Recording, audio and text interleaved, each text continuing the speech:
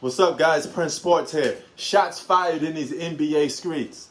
This time by Julius Erving and also Scottie Pippen. Okay? I'm going to start off with Julius Erving. Okay? Legendary basketball player.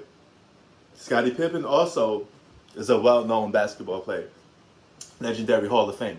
Okay? So, Julius Erving was in an interview and they asked him about LeBron James, and he gave his opinion on his dislike for LeBron James as a basketball player because of the whole starting the super team era, okay?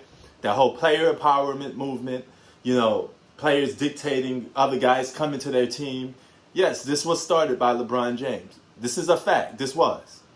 Gotcha, bitch. Now, you have a lot of LeBron extremists that will say, well, super team's always been here.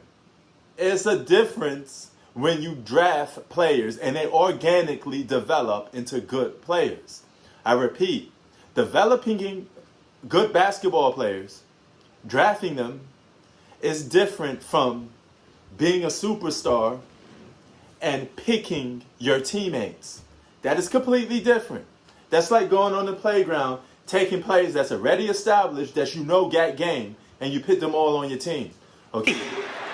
Nigga, help me.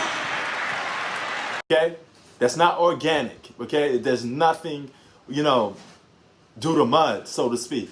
And he slammed that completely in this interview because the guy was like, hey, man, LeBron will rebuttal that, Yeah, but the rebuttal would be very weak. And this is why a lot of guys, now Scottie Pippen is starting to have a little disdain for LeBron James. I keep telling you guys, when you play sports or you do anything in your respective field, you want the respect of your peers. Okay, look, I got a shirt that says Queens on it, right?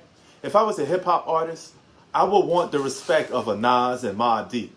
Because if it wasn't for them, I wouldn't be rapping, okay? I wouldn't be making music. So it'll be an honor for me to even have a song with Mobb Deep. An honor to make a song with a Nas. Because those are the dudes that got me started into it. And for them to give you a pat on the back and be like, yo, you did it, You part of us. You part of the club. That's an honor. You may not say that you don't want it, or you may try to get your ego involved and say you don't want that. Yeah, you do. Because as a basketball player, you want that stamp of approval. Kobe getting that stamp of approval from Mike, that was like, a father patting his son on the back and saying, hey, you did good, But LeBron James don't get that same pat from a lot of legendary players because they don't respect how you moving when you do stuff like that. I mean, that's just the facts of the nature, man. And Julius Erving ended that. When you watching this video, watch this video, man. And anybody he sort of picks with him to be, playing with so many guys.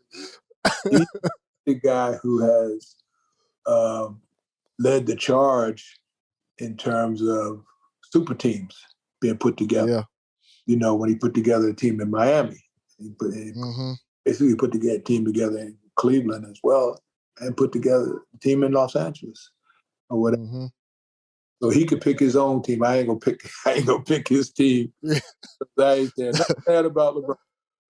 Yeah, I'm not joking. LeBron would argue, because I know he probably come back to me, but he will argue that these super teams always existed. If you look at all the championship teams, they've always had 2, 3, or even sometimes 4 All-Stars.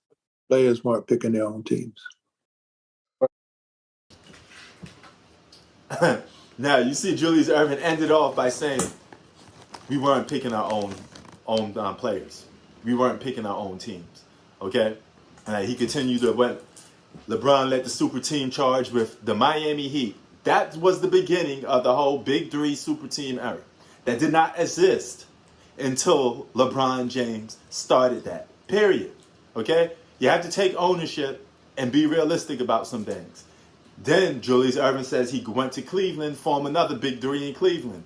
Okay, still three All-Stars, right? I don't care if they're superstars or not. It's 3 All-Stars that's in their prime, top 10, top 15 at the time, in the game. Then you go to LA and you team up with a top 5 player in Anthony Davis. then you try to make a super team with that. And you're still trying to do that because you got people telling me that Dame Leonard, Steph Curry are guys on LeBron's hit list to make a super team with. So don't tell me that the Lakers aren't or going to be a super team, because how hard it is to win a championship if you're playing with another top 5 player and you're supposedly a top 5 player yourself. Shouldn't you be winning championships, right?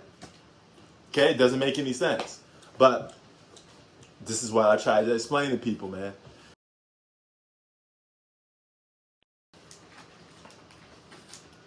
All right.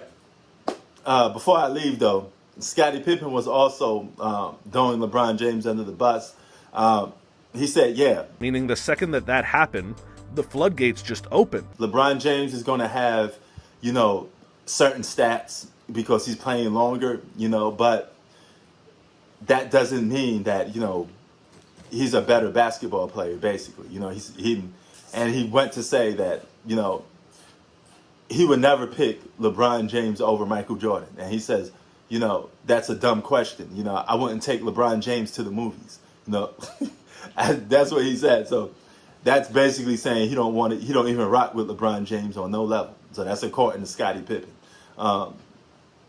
Listen, man, LeBron James is a good basketball player, but it's hard to compare him to a guy like Mike, man, because he's missing a lot of intangibles that you have to surpass Mike on that he didn't. Okay, it's one thing to break a record. Records are made to be broken, but one thing that you have to do to be better than another player, you got to accomplish more, and you got to do it in a more impressive fashion.